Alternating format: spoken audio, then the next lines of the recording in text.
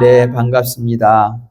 후회가 없으심이란 제목으로 함께 말씀을 나누도록 하겠습니다. 우리는 여호와 하나님이 어떤 분이신가 라는 것에 대해서 자주 우리가 생각을 나누고 또 말씀을 나누고 공부했던 기억을 가지고 있습니다. 왜 하나님의 존재하심이라는 것을 우리가 아는 것이 중요한가? 왜냐하면 많은 사람들이 하나님의 존재하심에 대해서 매우 주관적으로 편협된 생각 가운데 갇혀 있기 때문에 우리가 하나님을 아는 것이 중요하다라는 것입니다. 사람들은 너무나 자기 주관에 하나님을 가두어 놓고 있다 보니까 그들이 생각하는 하나님은 단순하게 나를 도와주시는 분, 내 소원을 들어주시는 분, 또 내 사업을 잘 되게 해주시는 분, 이 정도로 매우 협소한 하나님을 인식하고 있다라는 것이죠. 그래서 우리 교회는 하나님의 존재가 얼마나 위대하고 광대한가라는 것을 우리가 기본적으로 알아야 될 하나님의 존재하심에 대해서 공부하지 않을 수가 없었습니다. 그렇게 우리가 알아간 하나님은 어떤 분이신가? 솔로몬은 이렇게 말했습니다. 하늘의 하늘들일지라도 하늘의 하늘일지라도 우리 주를 용납하지 못하겠거든. 이렇게 기도하면서 솔로몬이 표현한 적이 있습니다. 그래서 우리 하나님은 어떤 분이신가? 하나님은 저 하늘과 저 하늘 가운데 수많은 별들과 만물들을 오직 말씀으로 지으신 분이시다.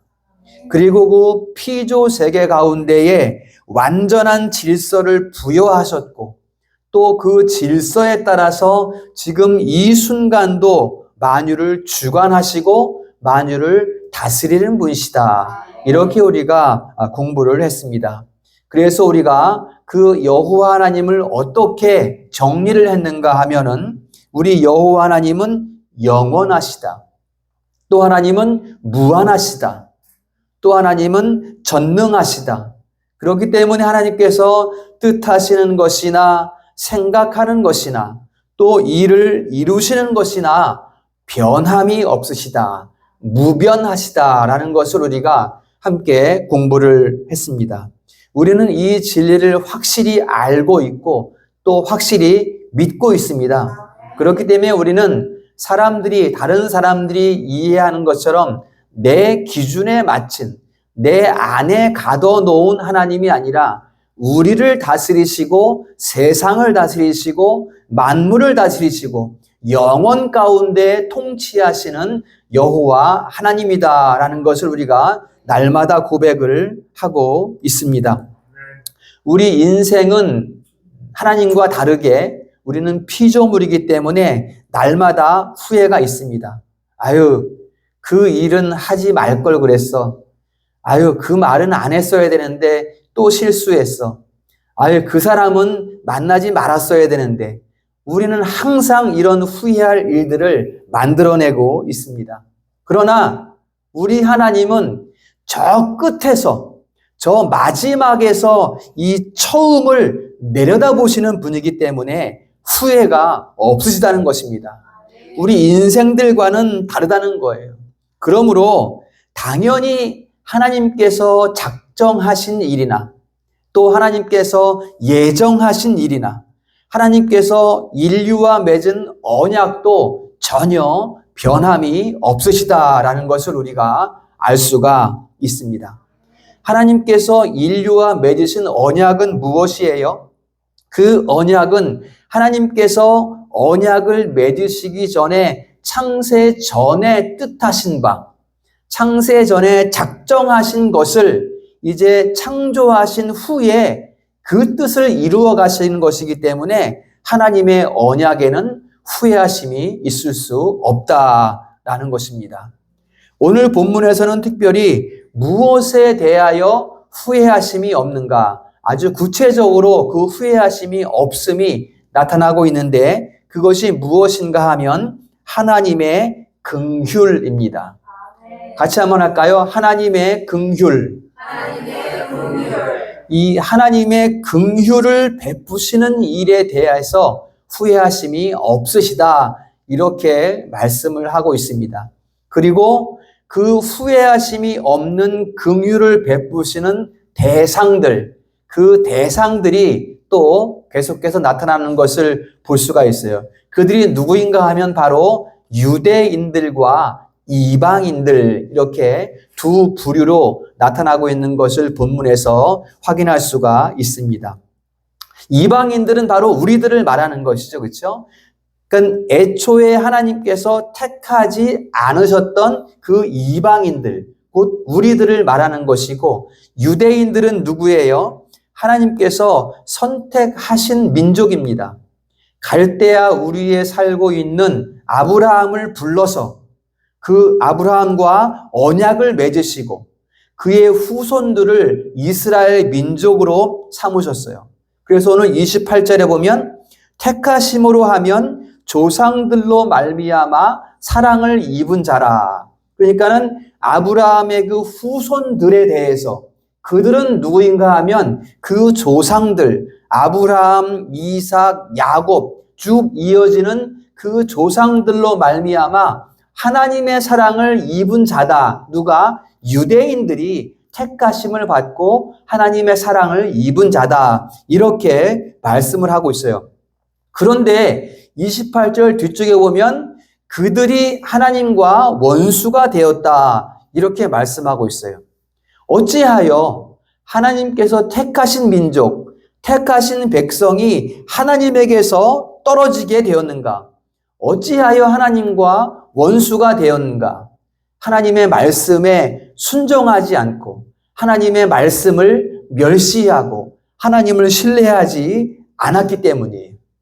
이게 유대인의 가장 큰 죄입니다. 하나님께서 택하신 백성인데 마땅히 하나님의 말씀을 따라서 신뢰하고 그 말씀을 쫓아 살아가야 되는데 그 말씀을 멸시하고 순종하지 않았다는 거예요. 그러면 어떻게 됩니까? 하나님의 말씀을 따라가지 않고 순종하지 않는 삶이 어떻게 돼요? 완악하게 됩니다. 악한 삶이 된다는 거예요. 악하다 보니까 하나님과 원수가 되었어요. 그들이 바로 유대인들이에요. 지금 이 시대에도 유대인들은 그런 상태로 남아있지요. 여전히 예수를 믿지 않아요. 단일 신론으로 유대교를 믿고 있지 예수를 믿지 않아요. 기독교인들이 아니에요. 아직도 자신들을 구원할 메시아를 아직도 그들은 기다리고 있어요. 이미 예수께서 오셨음에도 예수를 믿지 않는 완악하게 된 유대인들의 모습을 지금 우리가 바라보고 있습니다. 그러면 이제 유대인들은 이제 하나님의 그 긍휼 가운데에서 완전히 영구히 끝나버린 것인가? 더 이상 그들에게는 소망이 없는 것인가? 오늘 본문은 그렇지 않다는 것을 말씀하고 있습니다. 그들은 지금 하나님의 섭리 가운데에 당분간 하나님을 떠나 있게 된 것이다 라는 것입니다. 그러니까 이스라엘 지금 완악한 삶을 살아가는 유대인들 중에서 어떤 이들은 다시 하나님의 긍휼을 입게 될 것이다 라는 것을 말씀하고 있어요. 어떤 방법으로? 바로 이방인들, 곧 우리가 구원받은 방법. 그 방법이 뭐예요? 하나님께서 행하신 방법? 거저 값없이 긍휼을 베푸시는 그 방법. 그렇게 우리를 구원하신 것처럼 지금 완악해져 있는 그 유대인들 중에 어떤 이들도 그 긍휼을 받게 하실 것이다. 이렇게 오늘 말씀을 하고 있습니다. 여기에서 우리는 하나님의 오묘하신 섭리를 볼 수가 있어요. 우리가 감히 측량할 수 없는 방법이에요.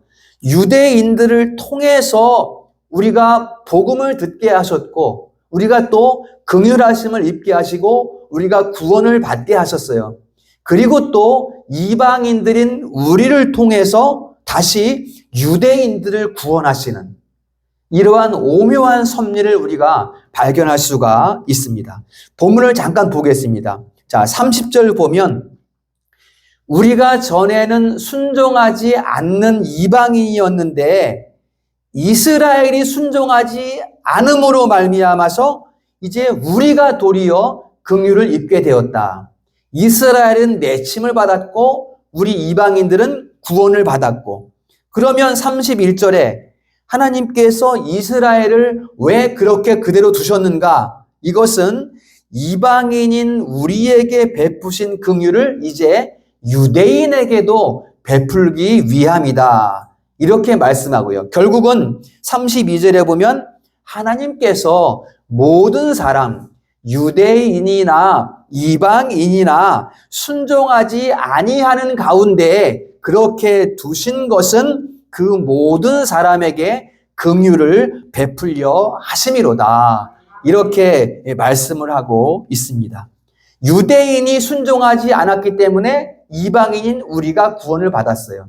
이제 이방인을 구원하신 방법으로 유대인들도 다시 긍휼을 베풀어서 구원을 하실 것이다. 그러므로 말미암아 이제는 인종이나 또는 신분이나 언어나 모든 장벽을 허물고 예수 그리스도 안에서 복음 안에서 한 형제가 되게 하셨다. 또 지금 하고 계시고 하실 것이다 라는 것을 우리에게 말씀해 주고 있는 것입니다.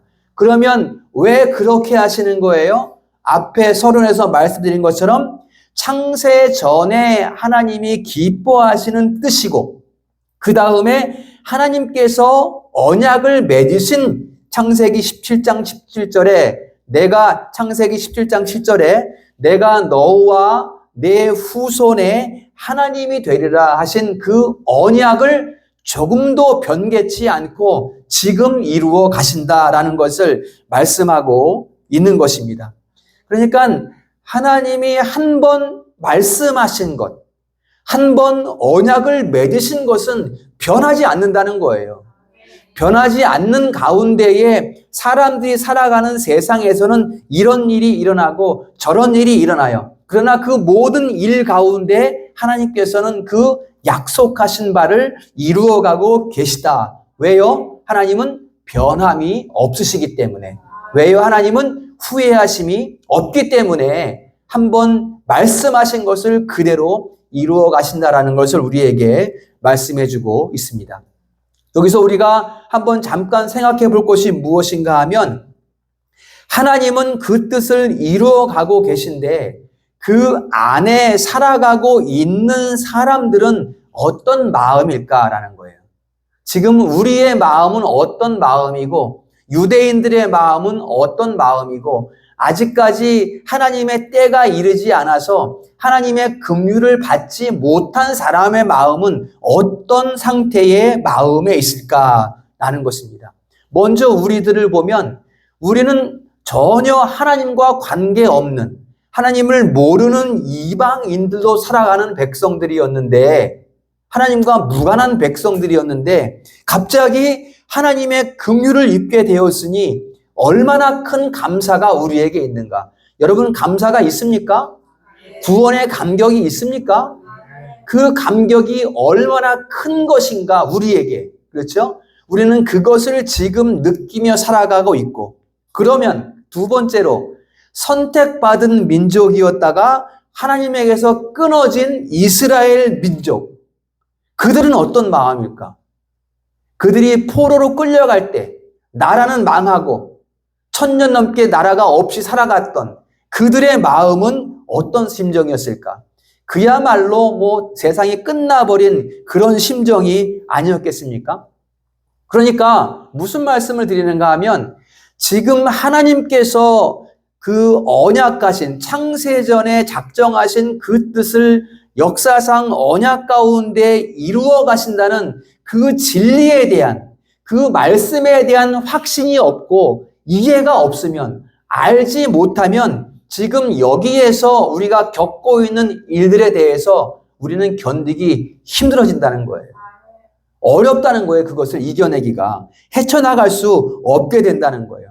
그러나 그 모든 상황은 우리가 기억할 것은 그 모든 상황은 변함이 없으시고 후회가 없으신 하나님의 섭리 가운데 있다. 이것을 우리가 지금 알고 믿고 있는 거예요. 그 가운데에는 하나님께서 이루어 가시는 그 섭리 가운데에는 사람들의 반역도 있어요. 패역한 죄악도 있어요. 도무지 저 사람은 구원받을 수 없어. 누가 생각해도 저 사람은 안 되는 사람이야 라고 생각되는 그러한 사람들과 그러한 일들 가운데에서도 하나님께서는 그 패역한 모든 죄악들까지도 거룩한 도구로, 무엇을 위한 도구로, 하나님의 그 뜻을 이루어 가시는 도구로 지금 사용하고 계시다라는 것을 우리에게 말씀해 주고 있습니다. 이처럼 하나님의 사랑은 측량할 수가 없어요. 하나님의 일하심은 우리가 헤아릴 수가 없어요. 하나님이 일하시는 방식, 이것을 우리가 그래서 경륜이라는 말로 표현을 했습니다.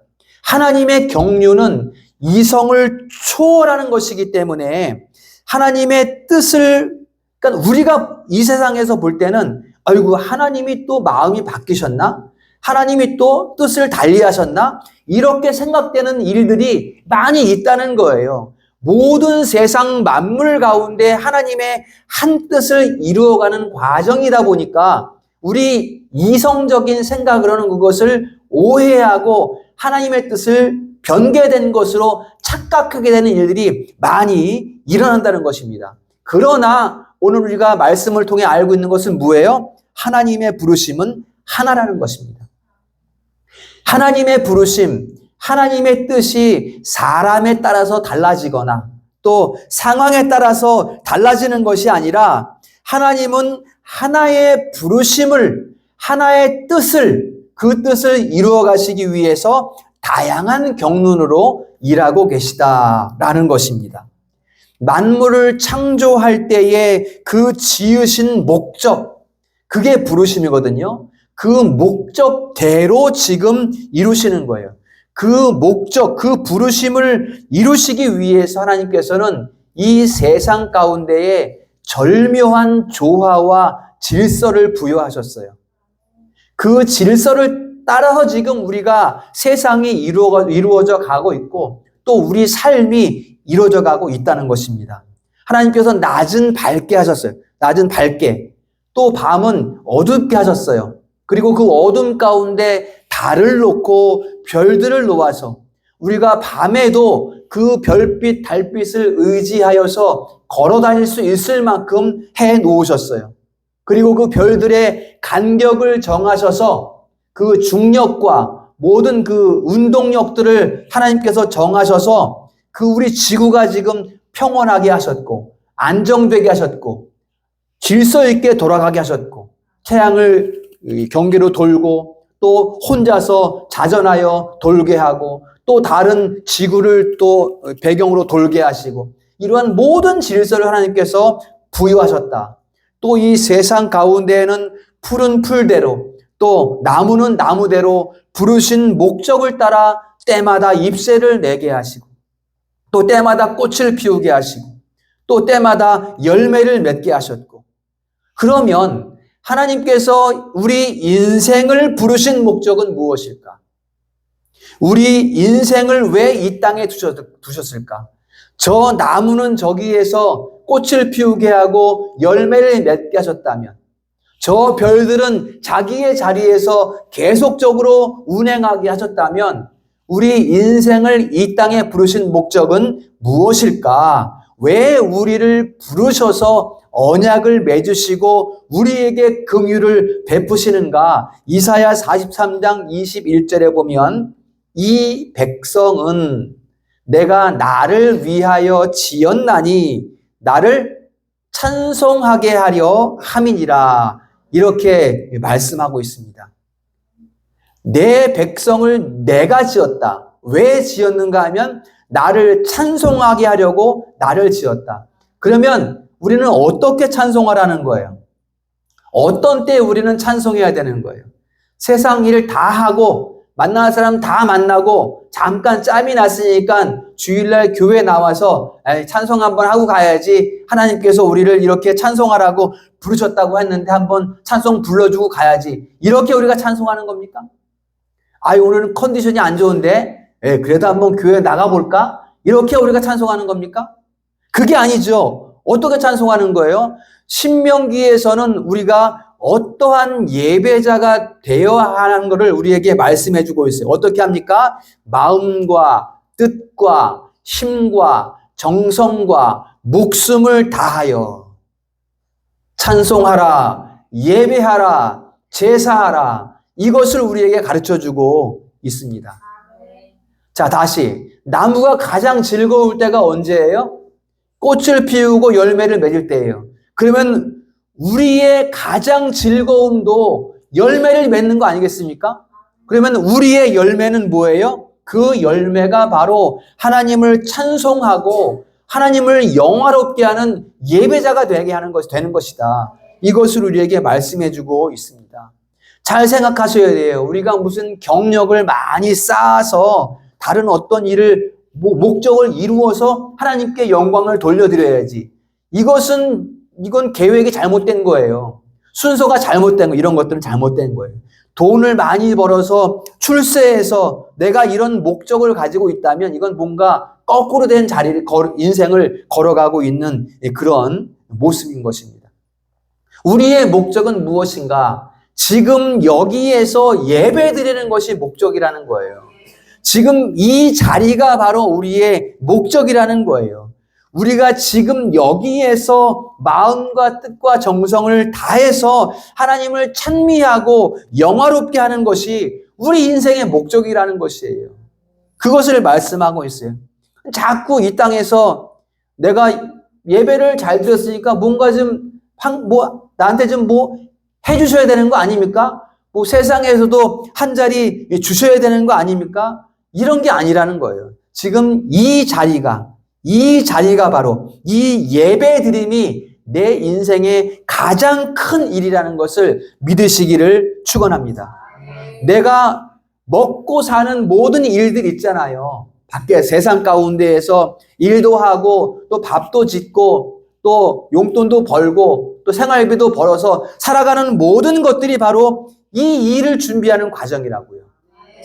하나님께서 우리를 부르신 그 목적을 이루어가는 모든 과정들이라는 거예요. 그래서 우리가 한 가지 조금 더 깊이 생각해 보면 우리는 6일 동안 주일날 예배 드리기 위해서 사는 거예요. 6일을 예배를 준비하는 삶을 사는 거예요, 우리는. 주일날 여기에서 좀 큰 힘을 얻어가지고 일주일 동안 또 한번 신나게 살아봐야지. 이게 아니고 우리가 6일을 살면서 예배를 준비하며 나온다는 거예요.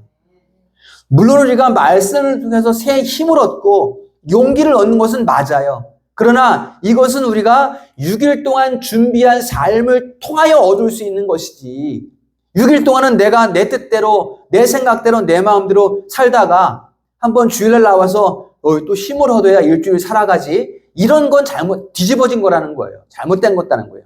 우리의 삶은 우리의 한 주간의 6일 동안의 삶은 주일을 예배하기 위한 그러한 삶이 되어야 한다라는 것을 말씀을 드리는 거예요. 그러니까 예배가 하나님을 찬송하는 것이 우리 인생의 목적이다. 나머지는 전부 이 목적을 위해서 존재합니다. 나머지는 우리 삶의 모든 것들은 이 목적을 이루기 위해서 존재해요. 예배가 다른 목적을 이루기 위해서 있는 것이 아니라 내가 예배에 나오면 하나님께서 뭔가 해 주시겠지 전능하신 분이니까 이런 게 아니라 예배 자체가 바로 내 삶의 목적이 되는 것이다 라는 것을 말씀하고 있어요. 결코 예배가 나의 어떤 세상적인 목적을 이루는 도구나 수단이 되어서는 안 된다는 것입니다. 우리의 예배를 받으시고 우리의 삶을 통해서 하나님의 그 뜻을 이루어 가시는 가운데에 무언가 우리에게 주어지고 지혜도 주어지고 용기도 주어지는 것이지 우리가 우리의 삶을 이루기 위해서 예배를 사용하는 것이 아니다라는 것을 말씀하고 있습니다. 하나님께서는 이 목적을 이루시기 위해서 우리를 하나님의 왕 같은 제사장으로 삼으셨어요. 하나님께서는 우리를 이 목적을 이루기 위해서 우리를 거룩한 나라로 삼으셨어요. 하나님께서는 우리를 이 목적을 이루기 위해서 우리를 감싸는 성령의 빛으로 감싸는 기이한 빛을 우리에게 비추고 계십니다. 이게 베드로전서 2장 9절의 말씀입니다.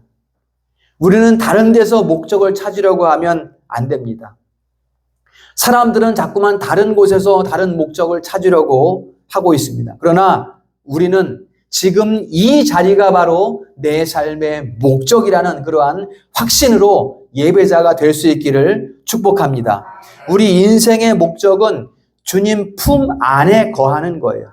다른 목적이 있을 수 없어요. 우리가 하나님 품 안으로 달려 들어가는 것이고 그 안에 폭 안겨 있다 보면 우리가 평안을 느끼고 삶이 행복한 것이고 즐거운 것이지 다른 것으로 채워져서 우리가 즐거움을 얻는 것이 아니다. 따라서 내 직장도 내 명예도 내 신부도 내 신분도 내 창고도 하나님을 영화롭게 하기 위한 모든 부수적인 존재들이라는 것을 여러분들이 꼭 기억을 할 수 있기를 바라겠습니다.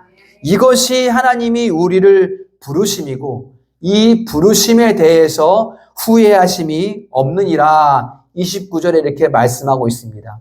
우리를 부르신 것, 또 우리에게 각종 은사를 주셔서 그 은사를 활용하여 하나님을 찬송하고 하나님을 예배하게 하는 것, 이 일에 대해서 하나님은 후회하심이 없느니라 이렇게 말씀하고 있습니다. 그렇기 때문에 우리는 우리 삶은 항상 후회하심이 없는 하나님의 부르심을 묵상하는 삶이 돼야 돼요.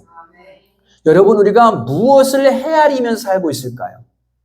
우리는 하나님의 그 후회하심이 없는 그 부르심을 우리가 묵상해야 되는데 우리가 지금 무엇을 헤아리면서 살고 있는 것일까?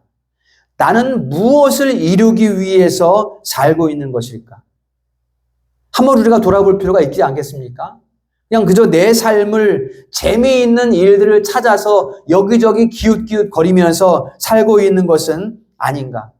아니면 아무 목적도 없이 그냥 시간을 흘려보내며 살고 있는 것인가? 제가 시계를 한 번씩 쳐다보면 초침이 왜 그렇게 빨리 지나가는지 몰라요. 시간은 멈추지 않고 쉥쉥 돌아가고 있어요. 그 시간을 나는 지금 어떤 목적으로 살아가고 있는가라는 것입니다. 시간은 정말 빠르게 지나가거든요. 그냥 아무 의미 없는 시간들을 보내고 있지 않은가. 우리는 분명하게 하나님께서 우리를 부르신 그 목적을 따라 걸어 나아가는 우리의 삶이 되어야 하겠습니다. 이제부터 우리가 다시 생각할 수 있기를 바랍니다. 하나님은 내 인생을 통해서, 우리 교회를 통해서, 우리 모든 지체들을 통해서 무엇을 받으시기를 기뻐하시는가? 지으신 분의 뜻은 무엇인가? 하나님이 우리를 어디로 부르심에 후회하심이 없는가? 하나님이 우리를 통해서 찬송 받으시기에 후회하심이 없다. 하나님께서 우리를 통하여 예배 받으시기에 후회하심이 없다라는 것입니다. 이것을 우리가 잘 기억을 해야 되겠습니다. 어떻게 찬송하고 어떻게 영광 돌립니까? 바로 여기에서 이 예배 시간에 이 예배 가운데에 우리가 하나님의 말씀을 듣고 거룩한 찬송을 올려드리는 것입니다. 기억하십시오. 지금 여기에서 예배 드리는 것이 하나님께 영광을 올려드리는 거예요. 이것만큼 중요한 일이 없습니다. 이 중요한 일을 우리 가슴에 담아야 돼요. 우리 가슴에 새겨야 돼요. 이것보다 내 인생에 더 중요한 일을 내가 만들어 놓고 있지는 않은가. 하나님께서 우리를 부르신 뜻, 그것보다 더 중요한 일을 내가 스스로 만들어가고 있지는 않은가. 이것보다 더 기쁜 일을 우리가 찾고 있지 않은가. 이것을 우리가 생각해 볼 수 있어야 됩니다. 그래서 하나님께서 우리를 부르심은 큰 빌딩을 짓고 큰 교회를 짓고 그런 일들이 아니에요. 우리가 어느 조직에 들어가서 뭔가 큰 성과를 거두어서 발자국을 콱콱콱 남겨놓고 이게 하나님의 영광이 아니라 여러분이 지금 여기에 앉아 계신 이것이 하나님께서 영광 받으시는 일이라는 것을 믿으시기를 축원합니다. 그렇게 봤을 때 하나님은 우리 교회를 통하여서 큰 영광을 받으시는 줄로 믿습니다. 왜냐하면 이것을 제가 말씀을 준비하면서 생각해 볼 때에 우리 성도들은, 우리 교회는 우리 자신을 부인하고 우리가 공부한 대로 말이죠. 우리 십자가를 지고 또 주님을 쫓는 미래를 묵상하는 그러한 삶을 살아가고 있기 때문에 우리 교회는 하나님이 기뻐하시는 교회입니다. 우리 성도들은 하나님이 기뻐하시는 성도들이신 것을 믿으시기를 축복합니다. 우리가 그리스도 안에서 더욱 하나됨을 이루어 감으로써 하나님을 더욱 영화롭게 하는 우리 승리로 교회가 될 수 있기를 소망합니다. 여러분, 이를 위해서 우리 연약한 성도들을 돌아볼 수 있어야 됩니다. 그들을 위해 기도할 수 있어야 됩니다. 그들의 연약함을 위해서 우리가 기도해주고 또 그들의 심정을 우리가 찾아봐주고 그들을 위로할 수 있어야 되고, 그래서 우리가 서로 손을 맞잡고 기뻐하며 하나님의 은혜 가운데 나아갈 수 있기를 소망합니다. 하나님이 기뻐하시는 교회인 만큼 우리가 하나님의 기뻐하시는 도구가 되는 것이 하나님이 더욱 영광을 받으시는 일이 될 것입니다. 여러분, 참 교회는 시간이 흐를수록 더욱더 하나 되어감을 확증하는 교회가 참 교회입니다. 이 시대의 참 교회의 표지가 우리 가운데에 있어야 합니다. 우리 성도들이 후회하심이 없으신 하나님의 부르심에 기뻐 찬송하며 하나됨으로 예배드리고 하나님께 영광 올려드리는 우리 교회가 될 수 있기를 주님의 이름으로 축복합니다. 기도하겠습니다.